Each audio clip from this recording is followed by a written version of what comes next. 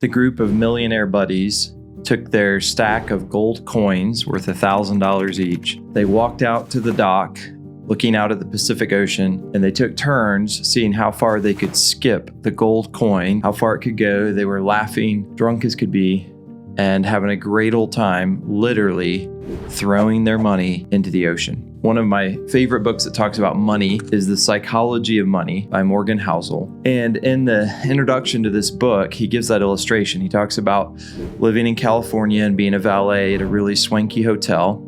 And there was a multi-millionaire, a guy who was with a tech company. He had invented part of the components originally of Wi-Fi and had more money than he knew what to do with. And he sure acted that way. He carried around stacks of cash, threw around money like it was nothing, talked about how uber rich he was.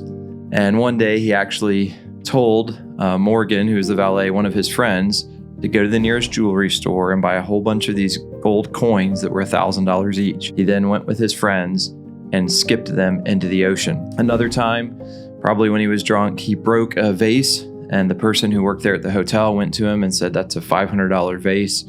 We're going to ask for you to repay that." And he started laughing and making fun of the guy and grabbed $5,000 worth of cash and said, "Hey, here's $5,000. Will that cover it? Now leave me alone. Get out of my face. Quit embarrassing me."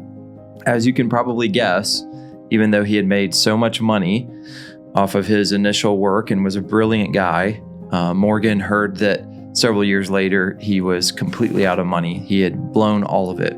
He had wasted it. So one of the things that this book, The Psychology of Money, looks at is how do we think about money? What's our relationship to money?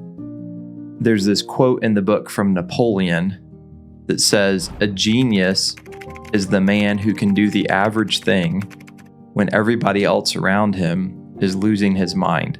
That's often the case in the stock market, right? If you can just, while everyone else is full of fear or full of greed, if you can just do the average thing, you can seem like a genius. In the book, Morgan Housel compares two different gentlemen in the opening introductory chapter. One guy was named Ronald Read. He barely graduated from high school. He never had what would be considered a great job at all. He worked for many years as a janitor, I think at a JCPenney, and then he worked as a gas station attendant. Someone that lived by himself, bought his first house, I think, for $12,000. But remarkably, Ronald Read, whenever he would make money, though it wasn't much, he would just buy blue chip stocks. He had a very low cost of living, go to his house, wouldn't eat out much, buy basic stocks, and over time, those accumulated quite a bit of money. Ronald Read lived to be 92 years old.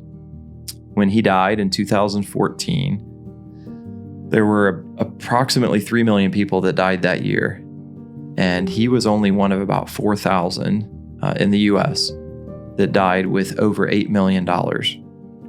He left a couple million of it to his stepkids, and then he left $6 million to a local hospital and a local library. He was the janitor philanthropist, and the author compares and contrasts Read with another man. The other man was Richard Fuscone. He made a list one time of 40 people under 40.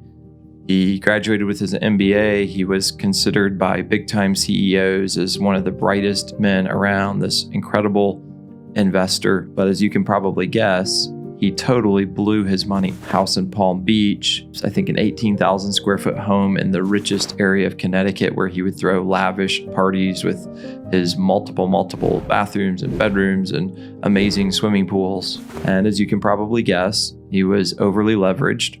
And when the financial crisis hit, he lost everything. On the one hand, you have a janitor, barely has a high school education. On the other hand, one of the supposed elite, brilliant minds of Wall Street. One leaves $8 million to his kids, a hospital, and a library. The other goes completely broke and is in bankruptcy court. What makes the difference? Was Ronald Read way smarter than Fuscone? Of course not. But he had the right psychology of money. He was a saver. He didn't spend wildly. He didn't leverage his money. And so in the very preface, before he even gets to chapter 1, this really fascinating book, Morgan Housel points out that so much about money is not really arithmetic. It's not as much like physics as it is about psychology. And he points out that even in the stock market, oftentimes smart people make really dumb decisions because they're acting based on fear or they're acting based on greed. So a stock will lose and lose and lose.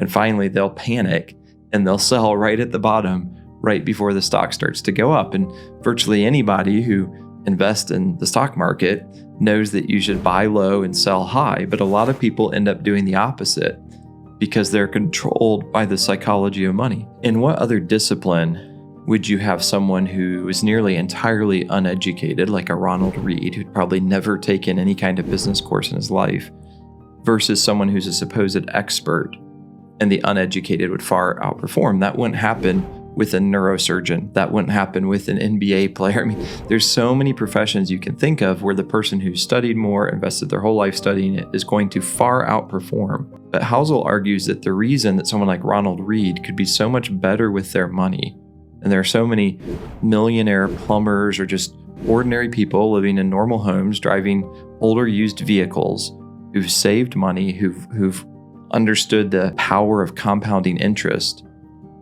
So it's fascinating, and I want to look at additional chapters in this book. Again, it's one of my favorite books about money because it talks about how we think about money, and that it's more of a soft skill than we often think of finance and investing merely as one of the hard sciences.